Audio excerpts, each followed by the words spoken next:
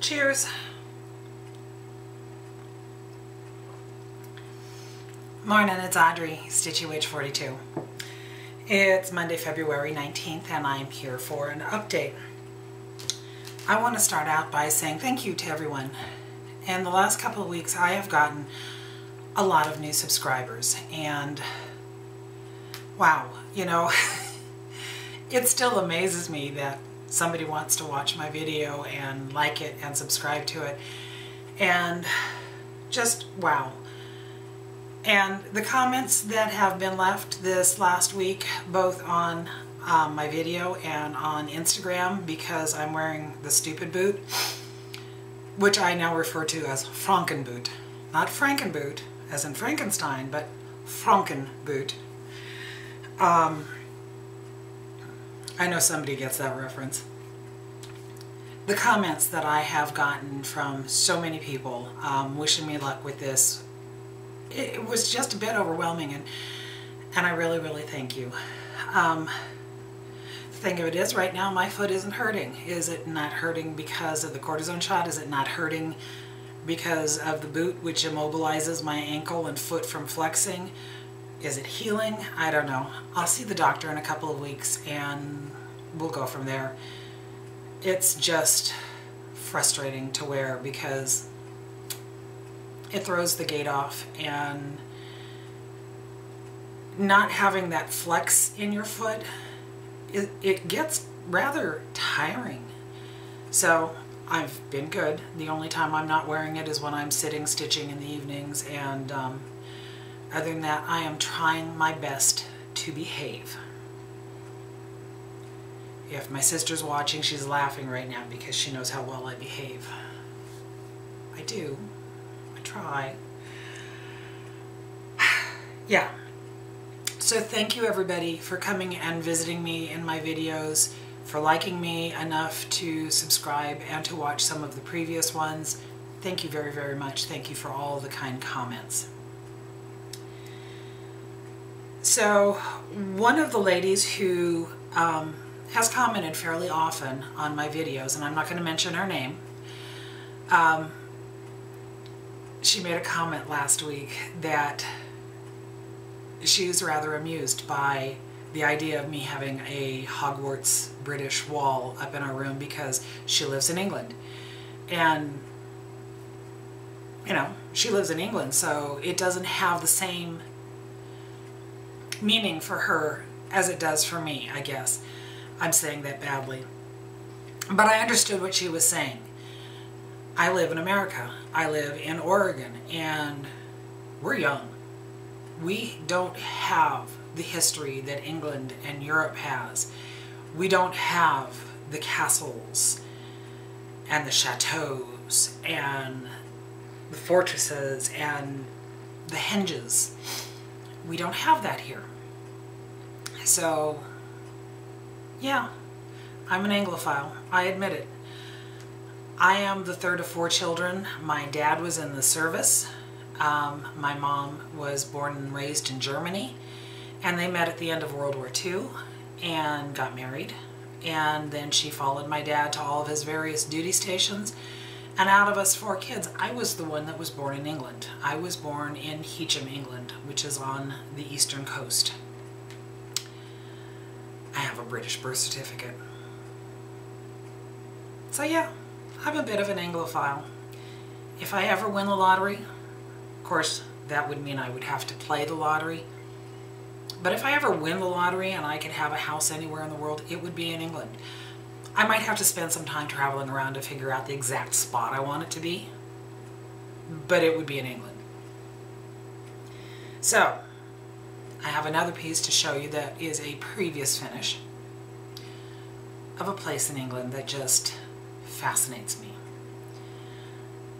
I have loved this place for a long time. I have watched so many different documentaries on it, and when Mark and I planned our trip in 2003 to go to England, I told him this is one of the places that I want to go to. Stonehenge. I just think It fascinates me. We got there, we went through the gift shop and paid our fee to go through, and they handed us these phone things that we could listen to while we were out walking around, and it would give us another history of Stonehenge. And then we walked out of the shop, and there it was. And I was, wow, I'm here. I am finally here.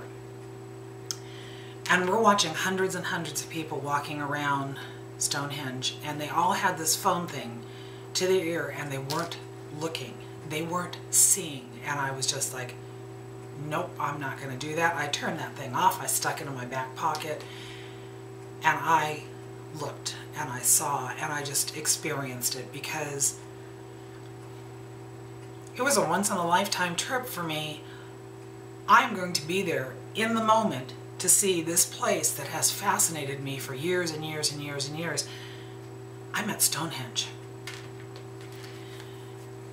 When Mark and I were getting ready for the trip, he packed up all the cameras that we were going to take, and we took 35mm cameras, and we took 80 rolls of film with us on this trip. It was 3 weeks long. We were in England for 10 days, we were in Germany for 10 days.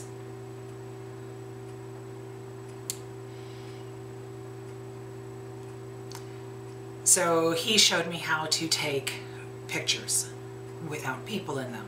Like I said, there were hundreds of people walking around Stonehenge that day. And they have a pathway now that you can walk on to look at it. They don't allow you to actually get up to the stones. And I understand that, and I appreciate it. So when I started to take pictures of Stonehenge, because I finally realized that that's one of the reasons I was there, is I wanted to get some pictures of it, I have all these fantastic pictures of Stonehenge with no people in it. Because I learned from Mark that you line up your picture, and here's the stone, and here's all these people, and you waited until they walked behind, and then you took the picture, and you have a picture of a stone at Stonehenge, and there's no people in it. And I have lots of them. So we came home, and a few years later, I had finished stitching my second Alphonse Mucha. I was looking for another big project, and I decided that I wanted to try to find a pattern of Stonehenge. So I did my Google search, and I came across Stitch Collectibles. And I found it, and I absolutely love this piece. But I'm not quite ready to show you the picture yet. When I got the pattern and I realized how wide my fabric was going to be, I couldn't fit that wide of a fabric in my Edmunds floor stand. Excuse me. I couldn't fit that wide of a fabric in my Edmunds floor stand. So Mark tried putting 2 extensions on the floor stand, but I was still limited by the length of the dowels, and that wasn't going to be wide enough for this piece of fabric. So I thought about this and tried to figure out how to go about doing it. And if you have seen my previous videos, if you saw the one with the Christmas stockings, when I stitched my son-in-law's Christmas stocking, the pattern was going to hang the wrong direction. The stocking was going to hang the wrong direction, the opposite direction of all my other stockings that I've done. And I stitched that one by just reversing it in my head, and that worked. So I thought, well, if my pattern's too wide, my fabric is too wide this way, what if I tilted it and stitched it sideways? So I did. Last night I did a coffee break video, and I was talking about how I stitch full coverage pieces, and Stonehenge is a full coverage piece. And normally I start in the upper left hand corner and I work across, and then I work back and forth down. But because I had taken it from being a horizontal picture to now making it vertical and stitching it sideways, I started at the lower left hand corner, which was the top of the sky, moved down across the bottom until I reached the grassy plains, and then I kept working back and up, and eventually over here the stones started showing up. But stitching it that way, it just looked like it was blocks of color. I wasn't seeing anything really develop. Philip came over one day, and he was sitting across the room from me, and he was watching me stitch, and he asked me if I was stitching a battleship. So I looked at the back of it, and yeah, sideways, those first few stones kind of look like they might be a battleship. Who knew? But I turned it around so that he could see it, and I took it from this way back to horizontal so that he could see what I was stitching, and all of a sudden I started to see the stones on this design. And it was just really interesting how what I had been seeing just stitching was blocks of color. Turning it back so that I was face onto it, I was actually starting to see the design. And this was something that I had to remind myself to do every once in a while because I'm still stitching it sideways. And I was probably just over the halfway point of stitching it, and I was starting to feel really frustrated because, and I'm looking at it sideways, because I wasn't seeing the stones the way I wanted to see them. They looked really flat to me, and if you've ever had the privilege of going to Stonehenge, there's depth there between the stones. And I wasn't seeing that on my stitched piece. So I was a little over halfway, and I turned it so that I could see it face on, and all of a sudden I saw that depth. And it just amazed me, and it encouraged me to finish this piece because it's just beautiful. So let me get my cup out of the way, and after talking all this time, I'm going to show you Stonehenge. Isn't it pretty? I am such a brat. Dun dun dun! This is Stonehenge. And if you look at that, you can see the depth between the stones. You can see the ones that are further back. It does not look flat to me. It is, oh, I just think that this is stunning. The stormy sky, the stones, it is just gorgeous. The frame is one of the frames out of the box Mark found, and we did the webbing paint. I painted it, and then we did the webbing paint over it. This one doesn't hang upstairs in my bedroom. This one is in the living room across from where I sit and stitch because I couldn't put it upstairs. I wanted to see this every day. I just think that it is stunning, and I know that on the camera you can't see it the way I do, but it does have depth between the stones, which to me is just absolutely amazing that somebody could design a cross stitch pattern that shows the depth that you see on this when you look at it in real life. I love Hogwarts Castle. The piece that I showed last week, it doesn't have the depth that Stonehenge does. I love them both. But quite honestly, I think of everything that I have stitched, Stonehenge is my favorite. So, that is one of my previously finished pieces. I'm still working on Halloween and Quilt. I'm not going to take it out of the Q-snap because I've got it where I want it to be. But I'm working on this last little section here. I've got to finish the witch's cloak and her dress. Then she's holding a broom, and there's a bird, and one more bat that I have to figure out. And then there's the detail stitches in each spot. There's a string that comes down to her pumpkin. There's balloon strings. There's the strings coming down to the bats. There's vines up here. There's the spider legs. The pattern says that it's back stitch. But I look at the picture and they're all curved lines. So I think that when I get to stitching these, I'm going to try to do it the couching method, because I think I will have more luck making the curved lines. Trying to get that in close to you. It's a stretch. But I think, yeah, in order to do those, I'm going to have to try to do the couching method. So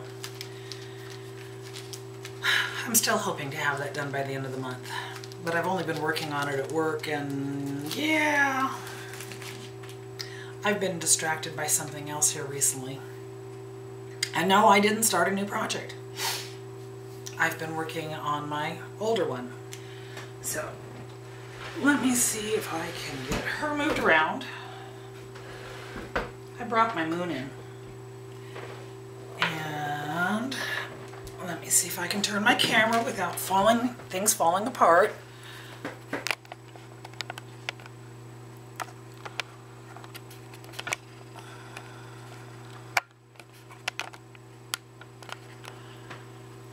Okay.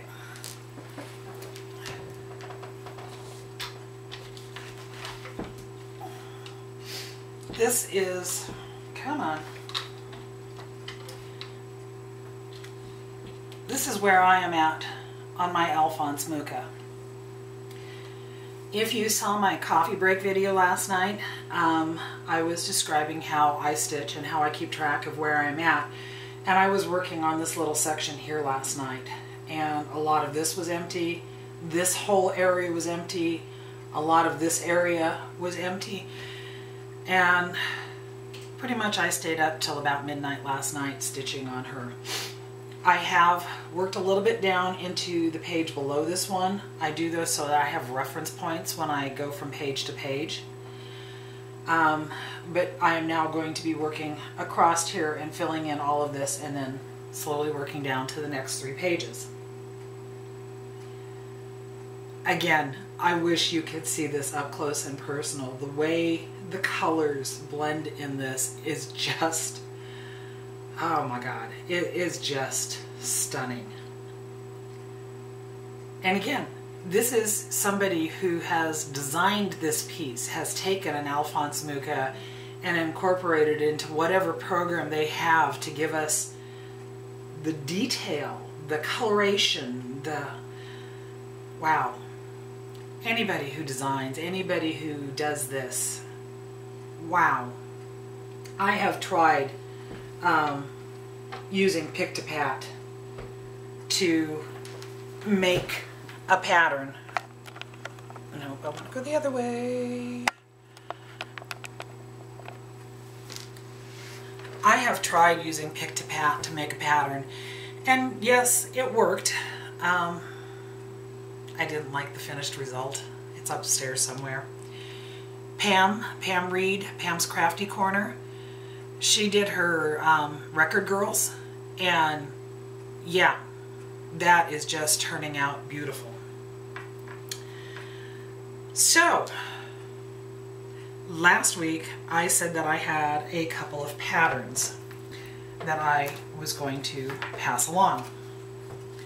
And I've told you how high-tech I am. I'm using playing cards. So for the London bus, there were only 2 people that put their name in for it.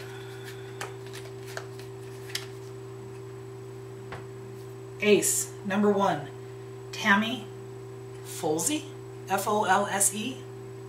I'm going to be sending you the London bus. I am going to add a message to your original message, and then you'll give me your information and I will get it sent to you. For the landmarks, I had 10 people, so I have to shuffle my cards a bit here.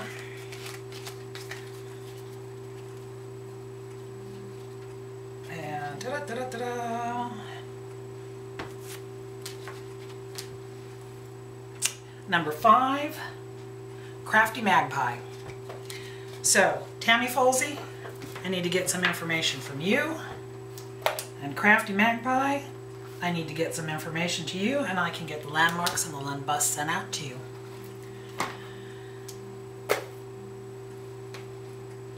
I watched a new person this past week. She posted on Instagram that she had put up her first video,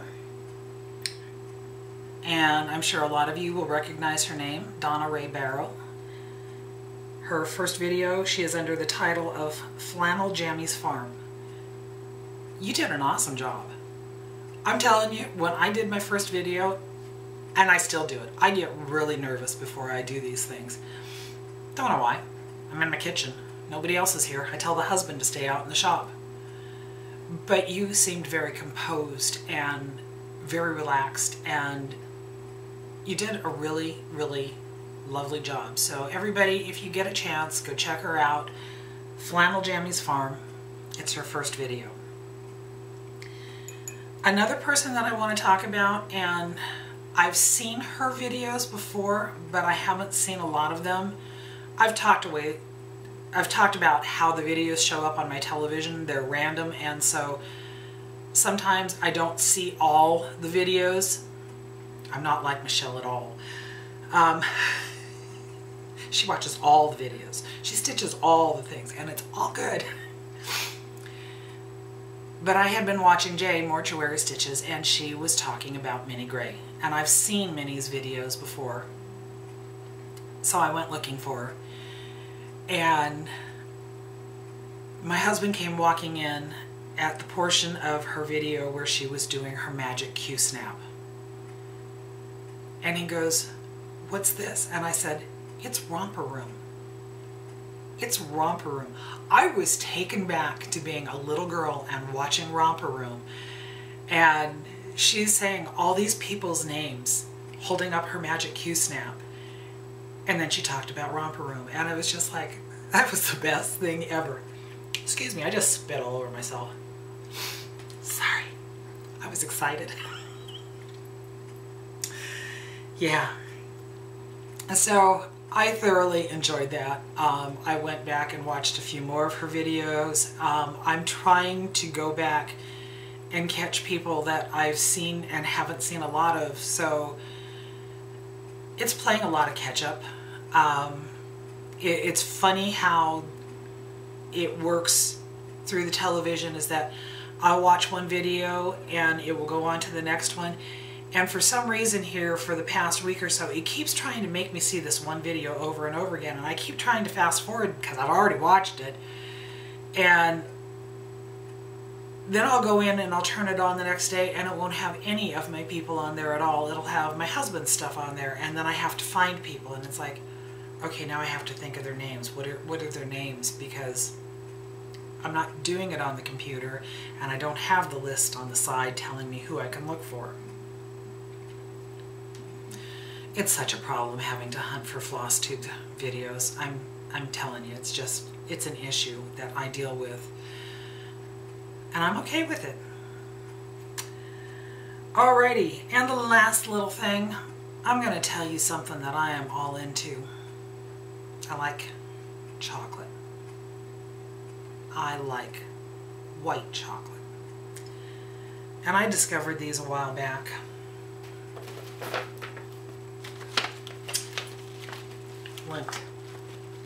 White chocolate. Put them in the refrigerator and they become these hard little white chocolate nuggets of delicious. Yum. So, yeah. I'm all into white chocolate. Milk chocolate's good, dark chocolate's good. White chocolate is really good. And I'm all into Tetley's tea in my London mug. So that's it for today. I've talked long enough. I hope that everybody has a fantastic day. I hope you stitch all the things, do all the things. I hope you're healthy. and live long and stitch on, my friends, until we meet again. Bye-bye.